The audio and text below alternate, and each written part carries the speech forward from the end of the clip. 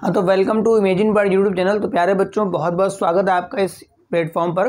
तो देखो बेटा, मेरे पास जो क्लास 12th वाले बच्चे हैं उनके लिए मैं देखो क्या करके लाया हूँ। जो मेरे पास फिजिकल केमिस्ट्री है बेटा, आपके बोर्ड एग्जाम में फिजिकल केमिस्ट्री के बेटा 3 चैप्टर्स हैं, जिसमें से मेरा पहला सोल्यूशन है, दूसरा मेरा केमिकल काइनेटिक्स है और तीसरा मेरा है इलेक्ट्रोकेमिस्ट्री। तो बहुत से बच्चों को दिक्कत ये होती है कि उनके जो फॉर्मूले इस्तेमाल होने वाले हैं वो बेटा एक जगह उनको ठीक से मिल नहीं पाते, या अगर फॉर्मूला पता भी है तो फॉर्मूला बेटा अप्लाई कैसे करना है वो नहीं कर पाते। ठीक है ना। तो बेटा मैं सारे फॉर्मूले जितने भी फॉर्मूले आपके इस्तेमाल होने हैं, पहले सोल्यूशन चैप्टर के, उसके बाद केमिकल काइनेटिक्स के, उसके बाद मेरे पास इलेक्ट्रोकेमिस्ट्री के, ठीक है, प्लस फॉर्मूला बताऊंगा, साथ में ये भी बताऊंगा कि फॉर्मूला को अप्लाई कैसे करना है ताकि बच्चे न्यूमेरिकल को भी लगा पाए। कुछ बच्चे क्या करते हैं, फॉर्मूला तो रट लेते हैं मगर न्यूमेरिकल में अप्लाई कैसे करना है वो बेटा नहीं कर पाते हैं। ठीक है, तो मैं फॉर्मूला भी बताता जाऊंगा और साथ में किसका क्या मतलब है, कहाँ पे कैसे अप्लाई होना है वो भी साथ में मैं एक्सप्लेन करता जाऊंगा। ठीक है, जैसे जैसे मेरा खत्म होता जाएगा मैं आगे बढ़ता जाऊंगा। ठीक है, तो पहले बात करते हैं अपने सोल्यूशन के। और मोस्टली ये बच्चे क्या करते हैं कि सबको फॉर्मूले में दिक्कत बहुत ज़्यादा होती है। ठीक है ना। तो मेरा पहला टॉपिक है सोल्यूशन और इसका मेरे पास पहला फॉर्मूला है परसेंटेज वेट बाई वेट। देखो भाई, परसेंटेज वेट बाई वेट कहीं लिखा हो या बेटा कहीं लिखा हो मास परसेंटेज। पहली बात तो परसेंटेज का मतलब क्या होता है, अगर मेरे पास कोई चीज़ 100 में होती है तो उसको हम लोग परसेंटेज बोलते हैं। ठीक है, अगर मेरे पास कोई ऐसा सोल्यूशन बनाया गया है जिसमें सोल्यूशन भी आपका सॉलिड हो और जो सल्यूट है वो भी आपका सॉलिड हो, मतलब दोनों सल्यूट और सॉल्वेंट दोनों अगर सॉलिड फॉर्म में होंगे तो वहां पर हम लोग निकालते हैं mostly percentage weight by weight. ठीक है, अगर आपको परसेंटेज वेट बाय वेट निकालना है तो उसका फॉर्मूला होता है weight of the solute in gram, मतलब जो आप सल्यूट घोल रहे हैं वो ग्राम में हो, और नीचे होता है वेट ऑफ सोल्यूशन, ये भी बेटा ग्राम में होता है। मतलब आपका जो सल्यूट आप लगाएंगे वो भी आपको ग्राम में रखना है, और जो सोल्यूशन का वेट होगा, सोल्यूशन वैसे तो होता है ml या लीटर में, मगर यहाँ पे जो सोल्यूशन रखना है वो भी बेटा ग्राम में रखना है और मल्टीप्लाई बाय 100 कर देंगे। ठीक है, अगर आप सल्यूट का वेट ग्राम में और सोल्यूशन का वेट भी, सोल्यूशन का मतलब दोनों हो गया बेटा, सल्यूट प्लस सॉल्वेंट दोनों इसमें होंगे, वो भी अगर ग्राम में लगा करके 100 का मल्टीप्लाई कर देते हैं तो बेटा आपका आ जाएगा percentage weight by weight. Weight by weight का मतलब ही है कि सल्यूट भी ग्राम में होगा और बेटा आपका सोल्यूशन भी ग्राम में होगा। ठीक है, दूसरा इस तरह से है परसेंटेज वॉल्यूम बाय वॉल्यूम। तो सीधी सी बात है, अगर मैं दो लिक्विड्स को मिला करके सोल्यूशन बनाता हूं, अगर मैं दो लिक्विड्स को मिला करके सोल्यूशन बनाता हूं तो उसमें निकलेगा परसेंटेज वॉल्यूम बाय वॉल्यूम। अब इस केस में बेटा क्या होगा, आपका वॉल्यूम ऑफ द सल्यूट, मतलब जो सल्यूट आपने लिया है उसका वॉल्यूम लोगे वो बेटा ml में होगा, और वॉल्यूम ऑफ द सोल्यूशन मतलब पूरे सोल्यूशन का वॉल्यूम, ऊपर बेटा किसका वॉल्यूम होगा, सल्यूट का वॉल्यूम होगा, नीचे किसका वॉल्यूम होगा बेटा, सोल्यूशन का वॉल्यूम होगा, और यहाँ पर मल्टीप्लाई बाय 100। जैसे ऊपर वाले में दोनों आपके ग्राम में चल रहे हैं, वैसे यहाँ पर सल्यूट और सोल्यूशन दोनों आपके ml में चलेंगे। मतलब आवश्यक नहीं है कि आपका लिक्विड में ही सॉलिड घोला गया हो तभी सोल्यूशन बनेगा। अगर मेरे पास कहीं पर आपका दोनों लिक्विड फॉर्म में हो गया ना तो भी मेरे पास इस तरह का सोल्यूशन बेटा बन के आ जाएगा। ठीक है, तीसरा मेरे पास है परसेंटेज वेट बाय वॉल्यूम। अब देखो भाई, वेट बाय वॉल्यूम का मतलब क्या हो गया, सल्यूट तो आपका ग्राम में होगा मगर जो सोल्यूशन होगा वो बेटा ml में होगा। ठीक है, तो परसेंटेज साफ दिख रहा है, ये वेट में है और ये वॉल्यूम में। तो फॉर्मूला क्या बन जाएगा बच्चा, weight of the solution, sorry weight of the solute in gram, solute तो ग्राम में होगा और नीचे होगा volume of the solution in ml और मल्टीप्लाई बाय 100। जब तक बेटा ये परसेंटेज वर्ड चिपका रहेगा तब तक आपको 100 का मल्टीप्लाई करा देना, बस इसमें सल्यूट ग्राम में होगा और सोल्यूशन बेटा किस में रखना है, ml में, मल्टीप्लाई बाय 100। ठीक है, अब आता है मेरे पास मोलैरिटी ऑफ द सोल्यूशन क्या होता है। देखो सिंपल सी बात है, अगर मेरे पास 1 लीटर सोल्यूशन है, अगर मेरे पास 1 लीटर सोल्यूशन बोल रहा हूँ, मतलब दोनों है इसके अंदर, उसमें किसी भी सल्यूट के जितने भी मोल डिसॉल्व होते हैं उसको बेटा मैं बोलता हूँ मोलैरिटी ऑफ द सोल्यूशन। तो फॉर्मूला क्या बन गया, देखो ऊपर हो जाएगा number of moles of solute और volume of the solution in litre, मतलब ऊपर मेरे को सल्यूट के मोल्स लगाने हैं। ठीक है, जो आप डिसॉल्व कर रहे हैं उसके मोल लगाने हैं, और नीचे जो वॉल्यूम है बेटा वो सोल्यूशन का होता है, मगर ध्यान रखिएगा लीटर में। अब अगर आपको मोल का फॉर्मूला नहीं पता तो बताता हूं मैं। मोल का फॉर्मूला होता है वेट अपॉन मॉलिक्यूलर वेट। जिस भी पदार्थ का आपको मोल निकालना है, उसका वेट लगा दीजिए ग्राम में, उसका मॉलिक्यूलर वेट लगा दीजिए तो ये मोल हो जाएगा, बाकी वॉल्यूम लीटर वैसे ही रहेगा। मतलब फाइनली अगर किसी भी सब्सटेंस की मोलरिटी, किसी भी सोल्यूशन की मोलरिटी निकालनी है तो उसका वेट ग्राम में ले लो और उस सब्सटेंस का मॉलिक्यूलर वेट जो आप डिसॉल्व कर रहे हैं और वॉल्यूम आपका लीटर में हो जाएगा। ठीक है। अच्छा, यहाँ पे कुछ टर्म लिखे हैं कि मेरे पास मोलर सोल्यूशन क्या होता है, मेरे पास डेसी मोलर सोल्यूशन क्या होता है और मेरे पास सेंटी मोलर सोल्यूशन क्या होता है। ठीक है। अगर मेरे पास यहाँ पर कोई कहता है मेरे पास मोलर सोल्यूशन है, क्या है बेटा, मोलर सोल्यूशन, तो उसकी मोलरिटी बेटा 1 होती है। मतलब अगर मैं यहाँ 1 मोल 1 लीटर में घोल देता हूँ, अगर मैं 1 मोल 1 लीटर में घोलता हूँ तो उसकी बेटा मोलरिटी 1 आ जाएगी, तो उसको बोलता हूँ बेटा मोलर सोल्यूशन। ठीक है। दूसरा होता है मेरे पास डेसी मोलर सोल्यूशन, क्या होता है, ठीक है, तो जहाँ पर मोलरिटी मेरी 1/10 हो जाएगी उसको मैं बोलता हूँ बेटा डेसी मोलर सोल्यूशन। ठीक है। मतलब जहाँ पर मोलरिटी 1/10 में जाने वाली है उसको बोलता हूँ मतलब ऐसे बोल सकते हैं कि 10 लीटर में 1 मोल घुला है या फिर 1 लीटर में 0.1 मोल घुला, एक ही बात है। ठीक है। इसी तरह से आपको सीख लेना चाहिए कि सेंटीमोलर क्या होता है। अगर किसी सोल्यूशन की मोलरिटी 1/100 आती है या फिर 0.01 आती है तो उसको मैं बोलता हूँ बच्चा सेंटीमोलर सोल्यूशन। ठीक है। फिर मेरे पास आता है नॉर्मलिटी, क्या होता है बेटा, तो नॉर्मलिटी जैसे मेरे पास मोलरिटी थी वैसे वहाँ पर नॉर्मलिटी है, बस इतना फर्क पड़ता है कि उसमें ऊपर मेरे को मोल लगाना पड़ता है, इसमें लगाना पड़ता है मेरे को ग्राम इक्विवेलेंट। जिस तरह से बेटा मोल एक प्रकार का अमाउंट होता है उसी तरह से ग्राम इक्विवेलेंट भी बेटा एक प्रकार का अमाउंट होता है। जैसे मोल को निकालने का फॉर्मूला होता है वेट अपॉन मॉलिक्यूलर वेट, इसी तरह से किसी भी सब्सटेंस का अगर आपको ग्राम इक्विवेलेंट निकालना है तो वेट अपॉन इक्विवेलेंट वेट कर देते हैं। तो नॉर्मलिटी का मेन फॉर्मूला है, वैसे तो बोलते हैं कि मेरे पास अगर 1 लीटर सोल्यूशन है, अगर मेरे पास 1 लीटर सोल्यूशन है उसमें किसी भी सब्सटेंस के जितने भी ग्राम इक्विवेलेंट डिसॉल्व होंगे, the number of gram equivalent which are dissolve in 1 litre solution is known as normality of the solution. ठीक है। तो नॉर्मलिटी का फॉर्मूला बन गया नंबर ऑफ ग्राम इक्विवेलेंट, ये बेटा सोल्यूट के होंगे, अपॉन में वॉल्यूम लेना है आपको सोल्यूशन का और वो लीटर में लेना है। ठीक है। अच्छा, ग्राम इक्विवेलेंट की बात करी जाए, जैसे मैंने कहा मोल निकालने के लिए होता है वेट अपॉन मॉलिक्यूलर वेट, इसी तरह से अगर आपको निकालना है ग्राम इक्विवेलेंट तो होता है वेट अपॉन इक्विवेलेंट वेट। बस इतना फर्क है कि वहां पर डिवाइड मॉलिक्यूलर वेट का होता है और यहाँ पर होता है इक्विवेलेंट वेट का। मतलब आपको वेट पता हो, जितना आप घोल रहे हैं डिसॉल्व कर रहे हैं, आपको जो घोल रहे हैं उसका जो डिसॉल्व कर रहे हैं उसका इक्विवेलेंट वेट पता हो और बेटा volume of the solution litre में बताओ। ठीक है। जैसे यहाँ पर मेरे पास इक्विवेलेंट वेट निकालने का फॉर्मूला होता है molecular weight upon n factor. जिस सब्सटेंस का आपको इक्विवेलेंट वेट निकालना है आप उसका मॉलिक्यूलर वेट ले लीजिए और एन फैक्टर से आप डिवाइड कर देंगे। एन फैक्टर सर क्या होता है, अगर आपके पास एसिड है तो उसमें से कितने एच निकल रहे हैं वो उसका एन फैक्टर है, अगर आपके पास बेस है तो कितने OH निकल रहे हैं, मोस्टली एसिड बेस और सॉल्ट है तो चाहे प्लस की संख्या ले लो चाहे तो माइनस की संख्या ले लो, वो उसका एन फैक्टर हो जाता है। ठीक है। अच्छा, जैसे यहाँ पर मैंने बताया था मोलर सोल्यूशन, तो यहाँ पर पूछेगा नॉर्मल सोल्यूशन, तो भाई वहाँ पर मोलरिटी 1 था तो यहाँ पे नॉर्मलिटी कितना हो जाएगा 1। बिल्कुल वही बातें रहेंगी, बस वहाँ पर आप मोलरिटी के बदले क्या कर देंगे, नॉर्मलिटी कर देंगे। तो मेरे पास पहला पॉइंट हो गया परसेंटेज वेट बाय वेट यानी मास परसेंटेज, दूसरा हो गया परसेंटेज वॉल्यूम बाय वॉल्यूम मतलब वॉल्यूम परसेंटेज, तीसरा हो गया परसेंटेज वेट बाय वॉल्यूम, चौथा हो गया मोलरिटी और मेरे पास पांचवा हो गया नॉर्मलिटी। इतना आप चाहे तो स्क्रीनशॉट ले लीजिए, चाहे तो आप नोट डाउन कर लीजिए। अब देखिए यहाँ पर मेरे पास 6वें नंबर पे आ गया मेरे पास मोलरिटी क्या होता है। देखो भाई मोलरिटी में करना ये होता है कि जितने भी मोल आपके सॉल्वेंट, मतलब वहां पर सोल्यूशन लेके नहीं चलना है। ठीक है। मतलब कुल मिला के number of moles of solute which are dissolve in a solvent, मतलब पूरा सॉल्वेंट जो चाहिए weight of the solvent kilogram, तो 1 किलोग्राम सॉल्वेंट ले लीजिए। 1 किलोग्राम सॉल्वेंट में 1 किलोग्राम यानी 1000 ग्राम सॉल्वेंट में जितने भी सोल्यूट के मोल डिसॉल्व होते हैं उसको हम लोग बोलते हैं बेटा मोलरिटी ऑफ द सोल्यूशन। केवल मोलरिटी ऐसा फैक्टर है जहां पर वॉल्यूम ऑफ द सोल्यूशन नहीं आता है। ठीक है ना। तो अगर मोलरिटी के फॉर्मूले की बात करें तो ऊपर आता है बेटा number of moles of solute, ठीक है, और वेट ऑफ द सॉल्वेंट। देखो मैं फिर से यहाँ बना देता हूँ, वेट ऑफ द सॉल्वेंट है। ठीक है। सॉल्वेंट का वेट यहाँ चाहिए होता है मेरे को किलोग्राम में। ठीक है।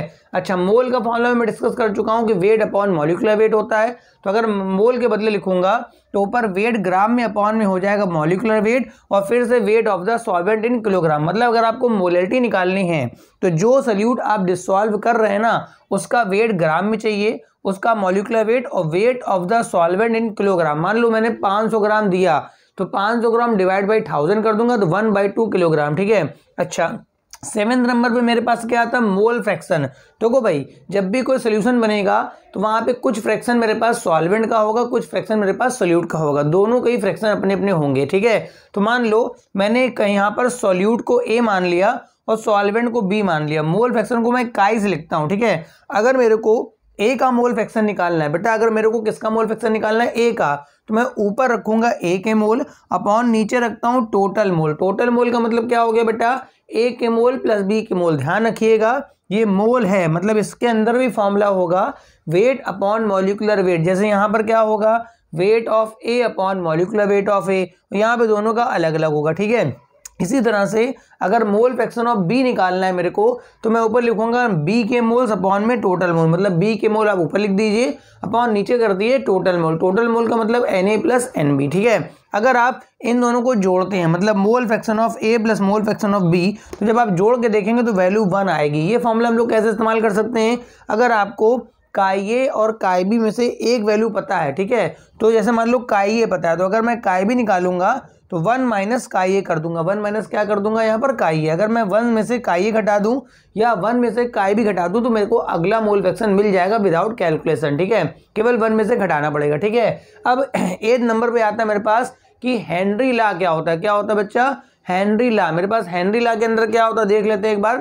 देखो भाई, ये जो हेनरी लॉ होता है बेटा, ये गैस के लिए होता है। ठीक है। ये जो हेनरी लॉ होता है बेटा, जब मैं क्या करता हूँ, किसी गैस को लिक्विड सोल्यूशन में डिसॉल्व करता हूँ, जब मैं किसी गैस को लिक्विड में डिसॉल्व करता हूँ तो वहां पर हेनरी लॉ एप्लीकेबल होता है। ये क्या कहते हैं कि जो गैस आप डिसॉल्व कर रहे हैं उसका प्रेशर जितना ज्यादा होगा। ठीक है। देखो बेटा, मैं हेनरी लॉ की बात कर रहा था कि देखो अगर किसी गैस को आप सॉल्वेंट में डिसॉल्व करेंगे, ठीक है, तो उसका जो मोल फ्रैक्शन सॉल्वेंट में आने वाला है वो इस बात पर डिपेंड करेगा कि बाहर जो है गैस का पार्शियल प्रेशर कितना है।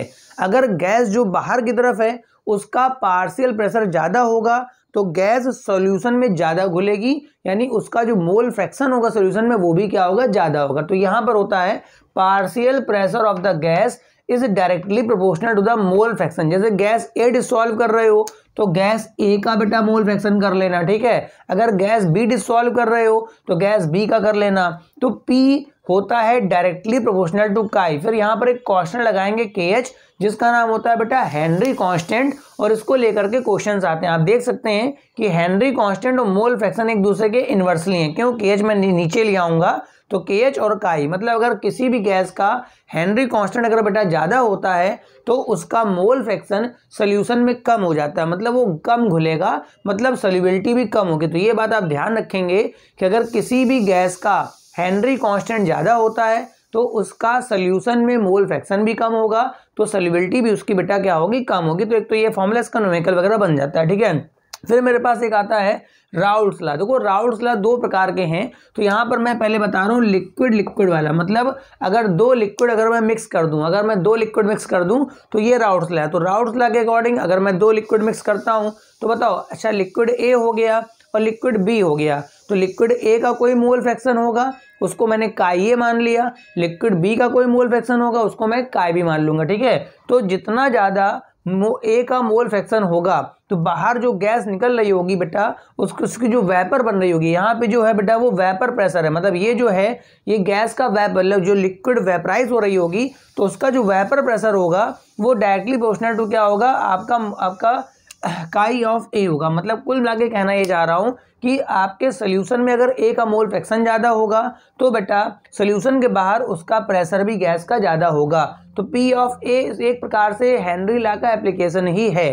तो P of A is proportional to chi of A, तो P A is equal to हो जाएगा PA0 ऑफ काई ए। ये जो PA है ये तो बेटा मेरे पास जो बाहर गैस निकल रही है, जो बाहर गैस है उसका बेटा पार्शियल प्रेशर है, और जो PA0 है उसका अगर हम लोग प्योर स्टेट में ले ले, मान लो हमने ए को प्योर स्टेट में ले लिया, तो अगर ए स्टेट, ए जो है मेरे पास प्योर स्टेट में होगा तो उस समय उसका कितना प्रेशर आ रहा है, कितना वेपर प्रेशर है, वो PA0 है। मतलब अगर मैं प्योर लिक्विड की बात करूं तो उसका जो वेपर प्रेशर है वो PA0 है, और अगर मैं मिक्सचर की बात कर दूं तो वो बेटा PA बन जाएगा। मतलब PA0 is the in the form vapour pressure in the form of pure state, ठीक है। इसी तरह से जो दूसरा फ्रेगमेंट बी होगा तो PB is directly proportional to chi B. मतलब अगर B का मोल फ्रैक्शन ज़्यादा होगा तो B का आपका जो वेपर होगा वो भी ज़्यादा बनेगा, तो प्रेशर भी उसका ज़्यादा होगा। तो PB is equal to PB0 और काई बी। बेटा PB क्या है, PB क्या है, पार्शियल प्रेशर ऑफ B, और PB0 क्या है बेटा, अगर मैं B को प्योर स्टेट में रखूँगा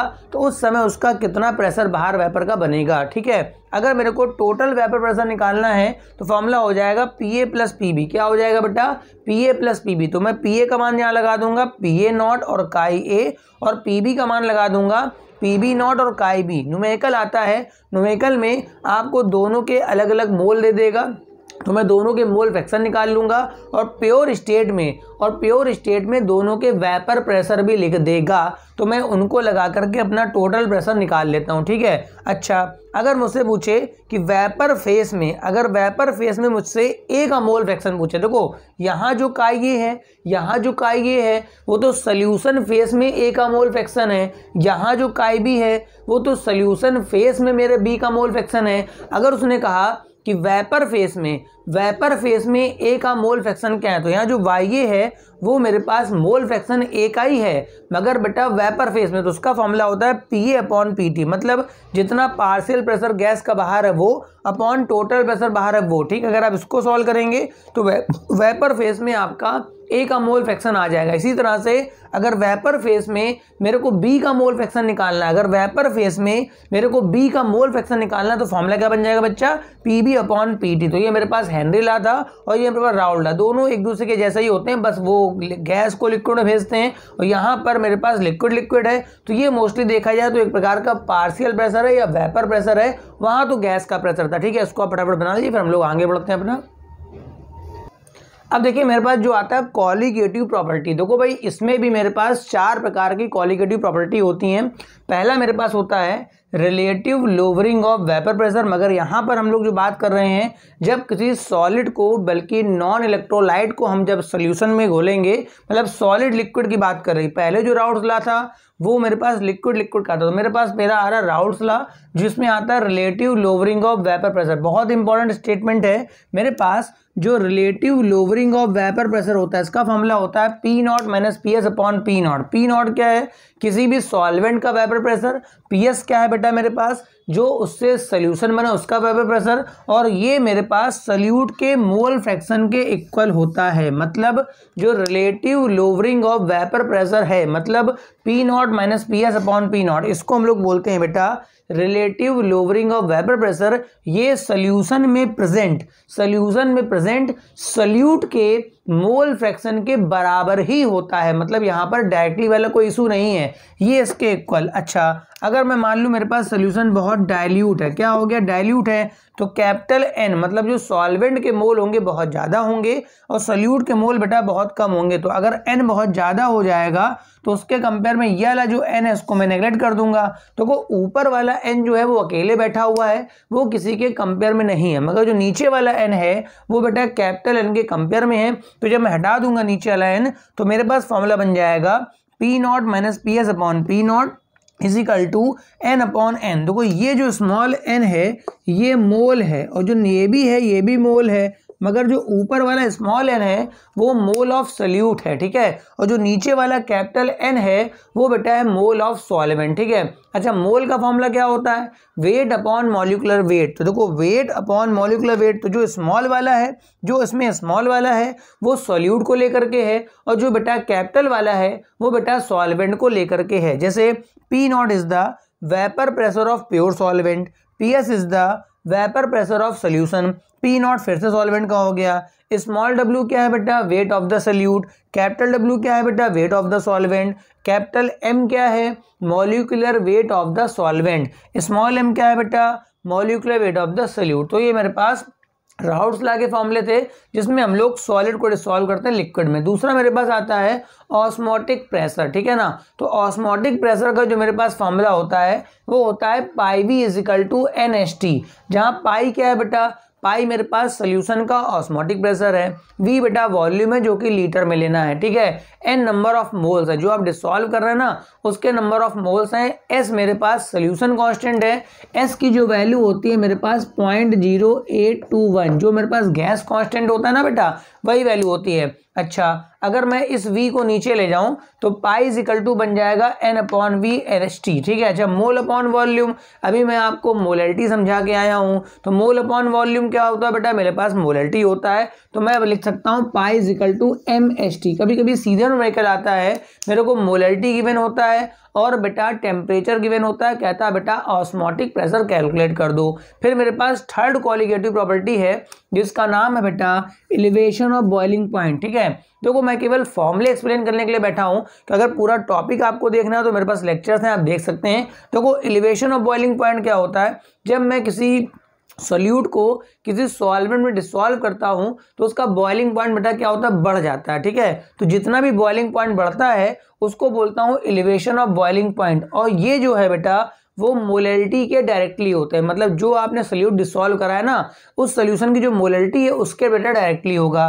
तो delta T B directly proportional to the molarity of the solution. फिर यहाँ पर एक कांस्टेंट लगेगा के बी को मैं बोलता हूँ मोलल एलिवेशन कांस्टेंट, ठीक है। तो मेरे पास एक फॉर्मूला तो ये बनता है डेल्टा टी बी बराबर के बी इंटू स्मॉल एम। अगर मैं मोलैरिटी का पूरा फॉर्मूला ओपन कर दूं, मतलब mole of the solute upon the solvent का वेट किलोग्राम में, तो ये फॉर्मूला मेरे पास बनता है। मगर ध्यान रखिएगा ये जो स्मॉल एम है ये molecular weight of the solute है, ये मोलैरिटी है, ये मोलैरिटी है। बहुत से बच्चे गलती कर देते हैं, यहाँ ये मोलैरिटी है मगर ये जो जब मैं मोलैरिटी के फॉर्मूले को ओपन कर दूंगा तो मोलैरिटी तो बचेगा नहीं, वहाँ तो सब वेट मॉलिक्यूलर वेट चीज सब आ जाएगा। तो molecular weight of the solute is equal to 1000 into K B into small W का मतलब है weight of the solute. Delta D B कितना एलिवेशन हुआ है और कैपिटल डब्ल्यू कितने में आपने सोल्यूट को डिसॉल्व करा। देखो भाई सीधी सी बात है, जहाँ जहाँ स्मॉल डब्ल्यू का इस्तेमाल है वो आपका सोल्यूट को लेकर के है, या जहाँ जहाँ कैपिटल का इस्तेमाल है वो आपका सॉल्वेंट को लेकर के है। तो मेन फॉर्मूला बन गया m is equal to molecular weight of the solute is equal to 1000 K B small W delta D B capital W, ठीक है। अच्छा, कभी कभी और अगर आगे चला जाता है तो ये के बी को निकालने का फॉर्मूला, के बी बेटा सॉल्वेंट डिपेंडेंट होता है, सॉल्वेंट पे डिपेंड करता है। तो के बी का फॉर्मूला होता है MRTB square upon 1000 into delta HV। m क्या है, जो सॉल्वेंट आपने लिया उसका मॉलिक्यूलर वेट, जैसे आपने पानी लिया है तो बेटा 18 हो जाएगा। R गैस कांस्टेंट, TB उसका बॉइलिंग पॉइंट है, जो वो सॉल्वेंट उसका बॉइलिंग पॉइंट 1000, और delta HV is the molar enthalpy of vaporization. जो डेल्टा HV है वो 1 मोल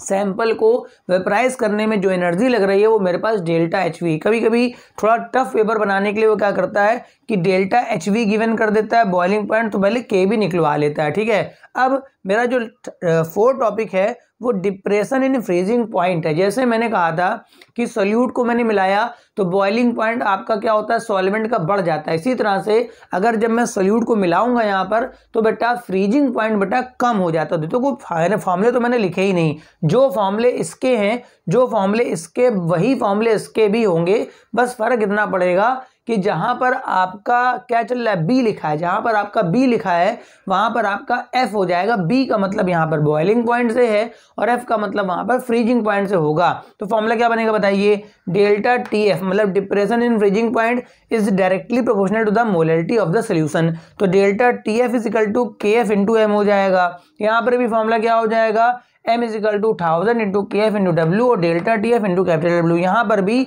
जिस जगह पे आपका बॉइलिंग पॉइंट आप ले रहे हैं वहाँ पर आप फ्रीजिंग पॉइंट का इस्तेमाल करेंगे। इसको बना लीजिए। फिर अभी सोल्यूशन के कुछ अभी फॉर्मूले और बचे हैं, मैं उनको भी बता दूं ताकि मेरा सोल्यूशन कंप्लीट हो जाए।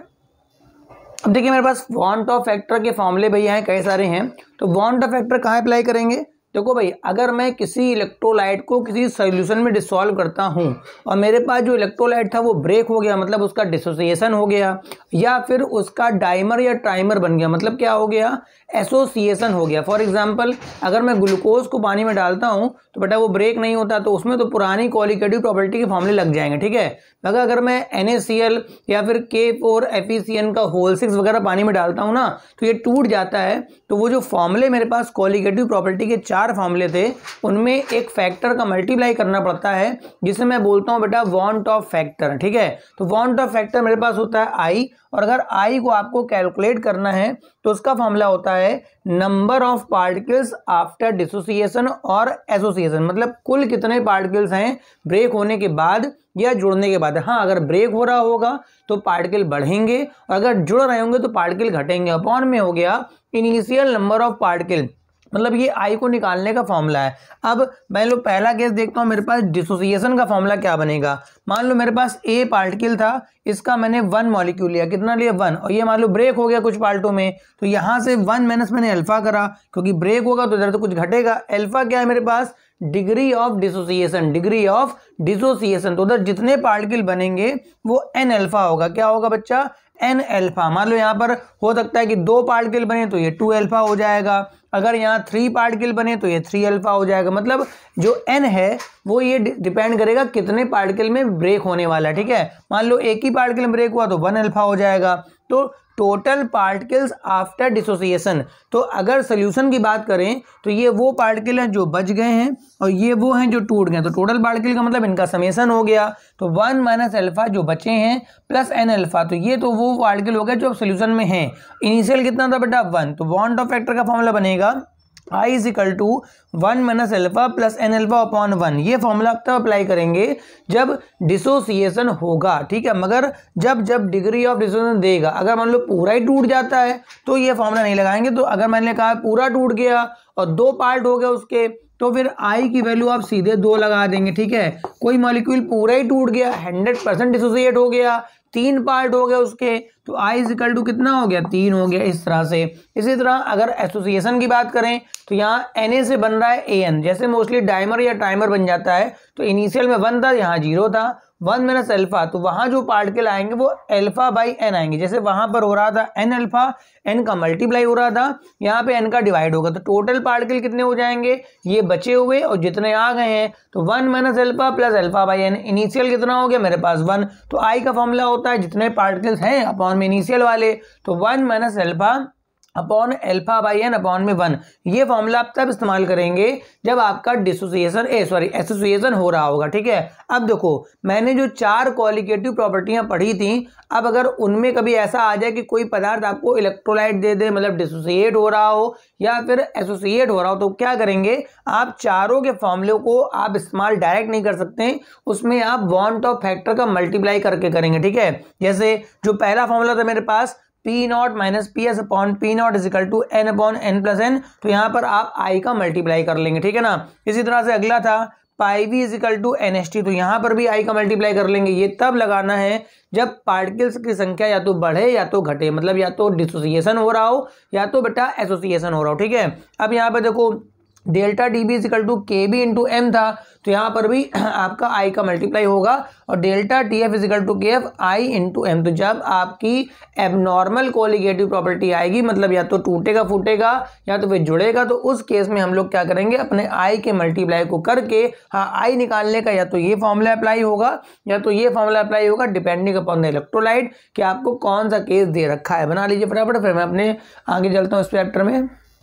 देखिए कुछ थोड़े से फॉर्मूले बचे हैं कि अगर आपको कभी सोल्यूशन की नॉर्मलिटी पता हो और बेटा मोलैरिटी आपको कैलकुलेट करनी है, ठीक है, या मोलैरिटी बताओ आपको निकालनी हो नॉर्मलिटी, तो फॉर्मूला होता है n is equal to n into M. यहाँ पे जो n है बेटा नॉर्मलिटी है, m बेटा मोलैरिटी है, और n मैं बता चुका हूँ ऑलरेडी वो n फैक्टर है। अगर एसिड होगा तो कितने H निकलने वाले हैं, बेस होगा तो कितने OH, और सॉल्ट होगा तो कितने आयंस है, ठीक है। इसी तरह से अगर आपको मोलैरिटी गिवन हो, क्या गिवन हो, मोलैरिटी गिवन हो और मोलैरिटी पूछ रहा हो, ठीक है, मैं देखो मैं मोलैरिटी से मोलैरिटी बता देता हूँ। अगर मान लो उसने आपको मोलैरिटी गिवन कर दी और कह रहा है मोलैरिटी बता दो, तो इस फॉर्मूले से निकल आएगी। अगर आप मोलैरिटी निकाल लेंगे तो इस फॉर्मूले से नॉर्मलिटी भी निकाल सकते हैं। तो देखो भाई, मोलैरिटी इज इक्वल टू होता है 1000 इंटू मोलैरिटी अपॉन में 1000 इंटू डेंसिटी। डेंसिटी आपको जरूर गिवन होगी, ये फिर से मोलैरिटी है, और ये जो स्मॉल m है ये molecular weight of the salute है, मतलब जो सल्यूट आप घोल रहे हैं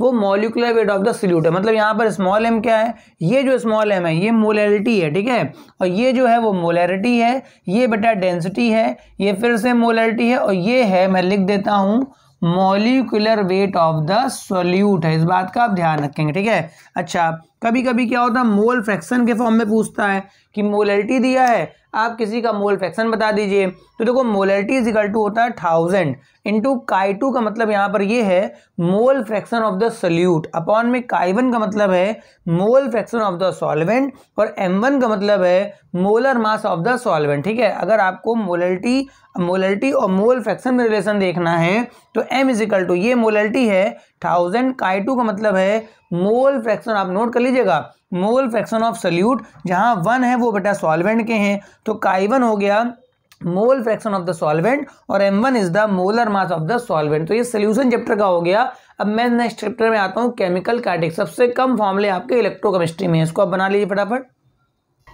तो बात कर लेते हैं हमारे पास केमिकल काइनेटिक्स में। तो केमिकल काइनेटिक्स में सबसे पहले आता है मेरे पास रेट ऑफ द रिएक्शन।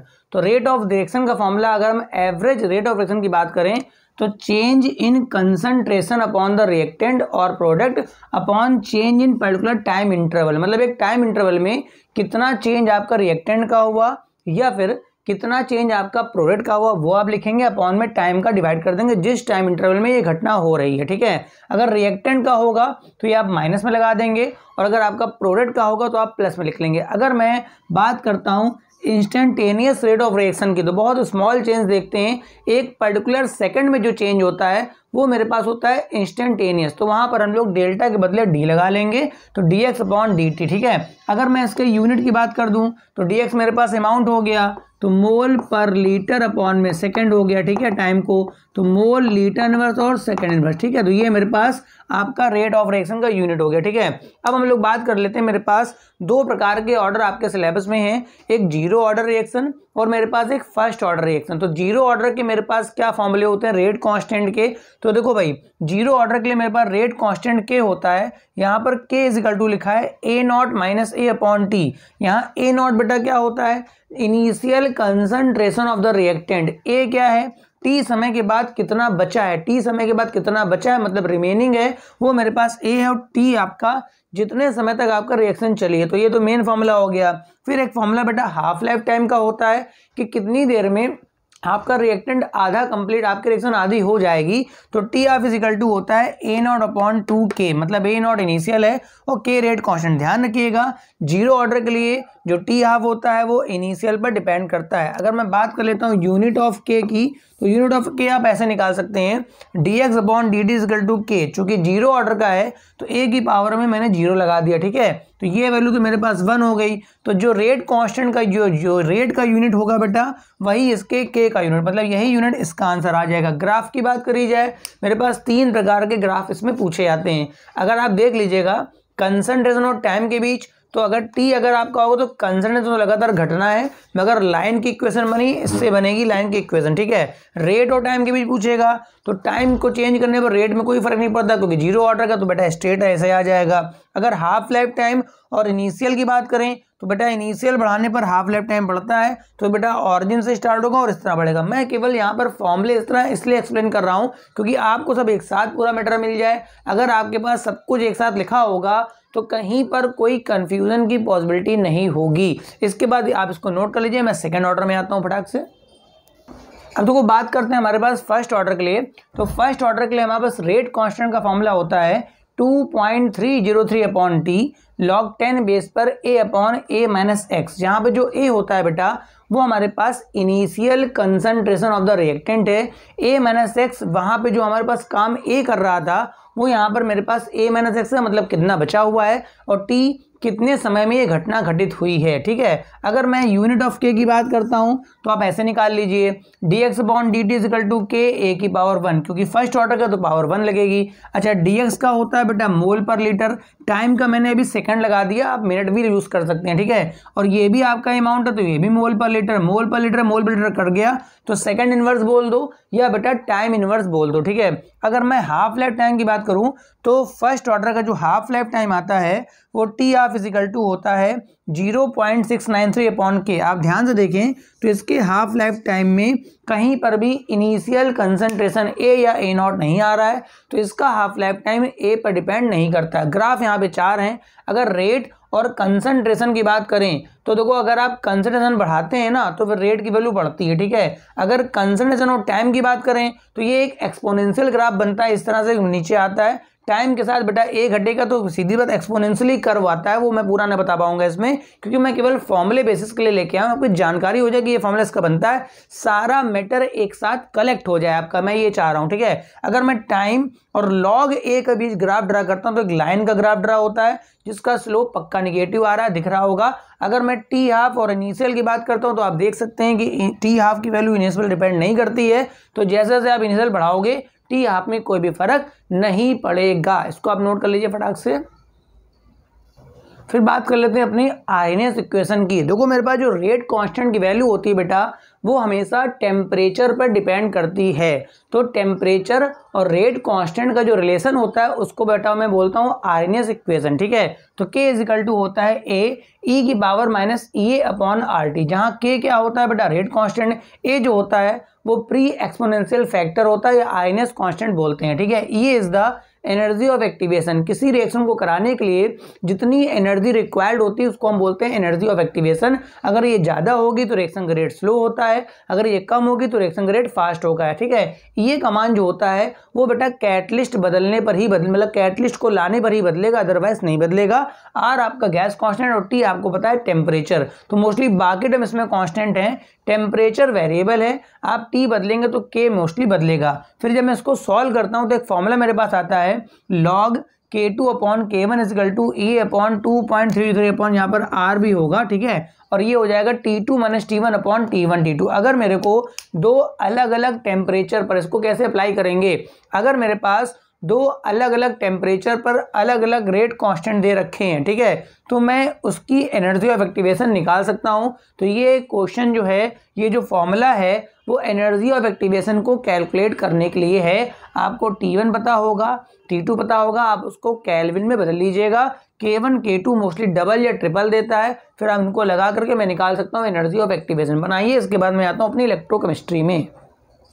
अब देखिए, इलेक्ट्रोकेमिस्ट्री में बेटा ज़्यादा फॉर्मूले नहीं है, थोड़े बहुत फॉर्मूले अप्लाई होते हैं, मगर फिर भी मैं उनको एक्सप्लेन करता हूँ। ठीक है, अगर आपको किसी भी रिएक्शन का ई सेल चाहिए, ई नॉट सेल चाहिए, तो उसका फॉर्मूला होता है ई नॉट राइट, मतलब जो सेल राइट में उसका ई नॉट माइनस का ई नॉट सेल आपका लेफ्ट। फॉर्मूला आपको पता होगा LOAN और यहाँ होता है RRCP। राइट वाला वो होता है जो रिडक्शन का होता है और लेफ्ट वाला वो होता है जो ऑक्सीडेशन का। ठीक है, इसके बाद मेरे पास आता है नेक्स्ट इक्वेशन क्या है, अगर किसी भी मेटल का मेरे को ई नॉट पता हो, ठीक है, और मेरे को ई निकालने के लिए बोल रहा है, क्योंकि ई नॉट बेटा एक फिक्स वैल्यू होती है, मगर ई जो होती है बेटा एक वेरिएबल वैल्यू है। पता नहीं मैंने सोल्यूशन कौन सा लिया है, 0.1 मोलर, 0.2 मोलर, किस में डिप कर रखा है। ठीक है, तो अगर आपको ई नॉट पता हो, ई नॉट फिक्स वैल्यू होती है क्योंकि वो 1 मोलर सोल्यूशन पे आती है। ठीक है, तो ई निकालना हो तो फॉर्मूला, अगर मैंने कोई इक्वेशन लिख ली, रिडक्शन की कोई इक्वेशन लिखी मेरे पास, m प्लस n से n इलेक्ट्रॉन लेके m बन रहा है। ठीक है,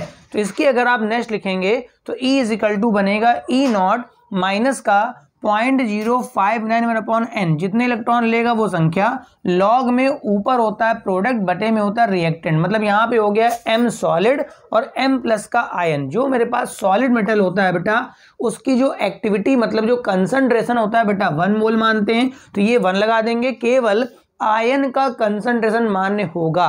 तो मेरे पास इक्वेशन बन जाएगा ये E is equal to E not minus का 0.0591 अपॉन एन लॉग 10 बेस पर 1 अपॉन m प्लस n। मतलब अगर आप इस इक्वेशन में अगर आपको जिस सोल्यूशन में आपने डिप करा है, जैसे मैंने कहा कि 0.1 मोलर में डिप करा तो यहाँ मैंने 0.1 मोलर लगा दिया और उस मेटल का ई नॉट पता है वो लगा दिया, तो मैंने ई निकाल लिया। फिर उसके बाद डेल्टा जी और बेटा ई में रिलेशन होता है, तो ठीक है, अगर आप यहाँ से ई निकाल पाए तो डेल्टा जी निकाल पाएंगे। तो delta G is equal to minus N F E. ठीक है, ये डेल्टा जी मेरे पास क्या है, मेरे पास डेल्टा जी क्या है, change in Gibbs free energy. N तो वही है मेरे पास नंबर ऑफ इलेक्ट्रॉन्स हैं, जितने इलेक्ट्रॉन ले या दे रहे हैं। एफ फैराडे कांस्टेंट है और ई मेरे पास आपका सेल पोटेंशियल है पूरे सेल का। ठीक है, यही वैल्यू अगर मैं स्टैंडर्ड में लिखूंगा तो delta G not is equal to minus का एन एफ ई नॉट। अच्छा, अगर मेरे पास कोई केमिकल रिएक्शन लिखी है तो उसके ई और इक्विलिब्रियम कांस्टेंट केसी में क्या रिलेशन होगा,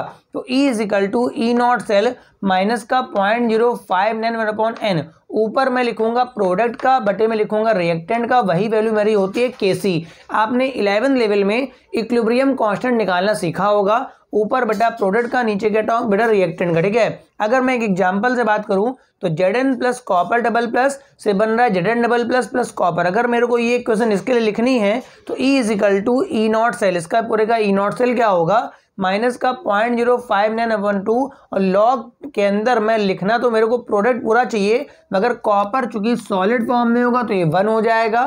तो ऊपर लिखूंगा मैं जिंक का, नीचे बेटा जिंक का 1 हो जाएगा तो नीचे किसका आएगा, कॉपर का। ठीक है, अगर आपको जिंक और कॉपर के सॉल्यूशंस के कंसंट्रेशन पता है और आपको ई नॉट सेल पता है, ई नॉट सेल या तो दे देगा या फिर आपको लेफ्ट राइट के ई नॉट पकड़ा देगा, तो आप ई नॉट सेल इससे निकाल लेंगे और आप इससे भी ई निकाल सकते हैं। बनाइए, फिर आगे बढ़ते हैं थोड़ा सा।